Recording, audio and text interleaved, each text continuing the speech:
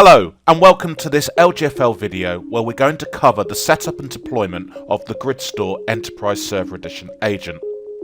The GridStore service delivers encrypted backups, fast recovery, record management in one built-in package, all from UK data centres.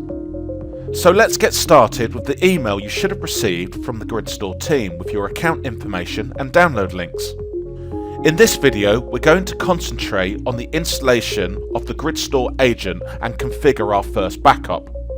So once you have completed the downloads, you should find a GridStore ESE client deployed for your school, which is an MSI file.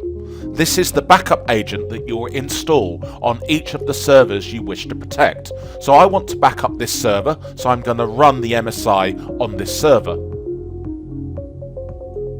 So at the welcome screen, simply click Next. When the backup runs, it runs as local system. This should be fine for most servers, but you can customize this service later on in the installation if you need to. So I would accept the defaults and click Next. I would accept the default installation path and then click Install.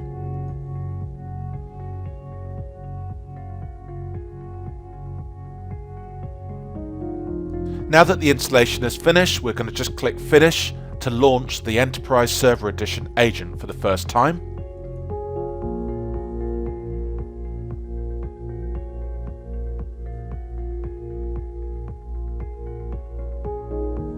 Now that the installation is completed, there are a few more steps that we must complete to create a backup account.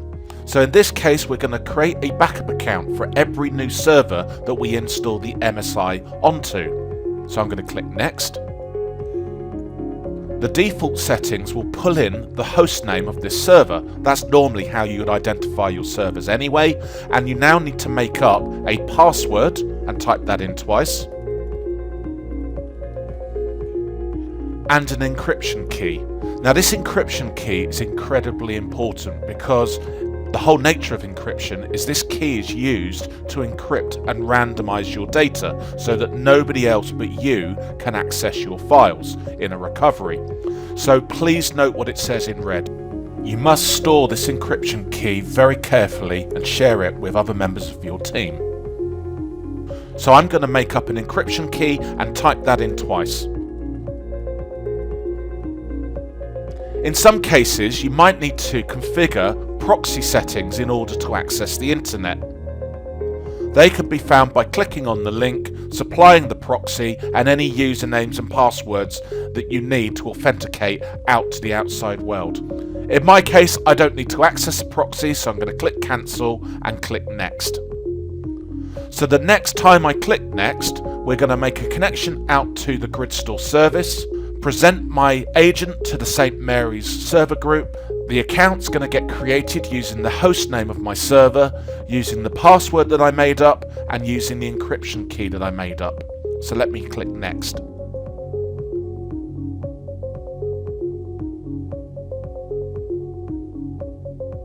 And as you can see at the top there, my account has now been successfully created, and I've been allocated a 100 gig account. And I now can proceed to select files and folders for backup. So I'm going to hit Next. I can specify when I want the backup to run. There is always an automatic daily backup scheduled, in this case at 2200 hours. So I'm going to click Next to continue. Now there is a working folder that the backup agent relies on. It's important if you're running antivirus that you should exclude this working folder from any real-time scans. This could cause the backup to be problematic and could definitely slow down the backup performance.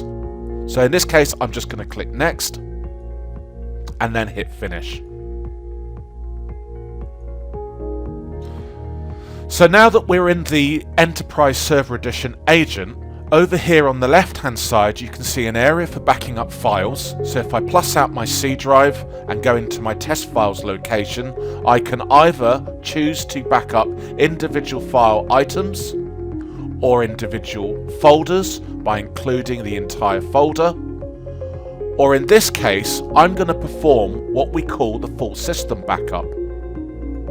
This is where we take the entire system with all of its operating system files, including the system state, that then gives me the ability to not only recover each and every file and folder, but I can also restore this system back to a physical bare metal box or as a virtualized machine to VMware or Hyper-V, or recover it in the cloud in Microsoft Azure.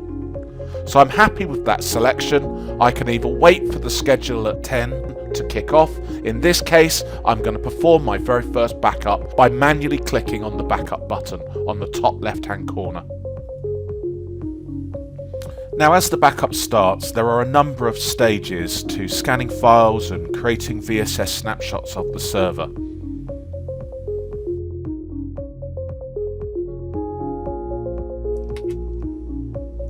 Fantastic, so the very first backup has now completed and has transferred 6.3 gig, and it took 55 minutes to upload that data over my upload speed. So if we click on OK and then move our way to the log area, we can then see more technical information about this backup. So the total selection of this server, and bearing in mind I took the full operating system, was 16.1 gig and 100,000 files. But again, all that was transferred was 6.3 gig, and this was due to compression. If we want to see a full technical breakdown of all of the files that have been uploaded to the GridStore service, we can quite simply click on the summary button. And this will show a full, in-depth technical report of each and every file that's been added to backup. Thanks very much for watching this GridStore video. This concludes the Enterprise Server Edition agent install, creating the account, supplying the encryption key, and fulfilling our first backup. Thanks ever so much for watching.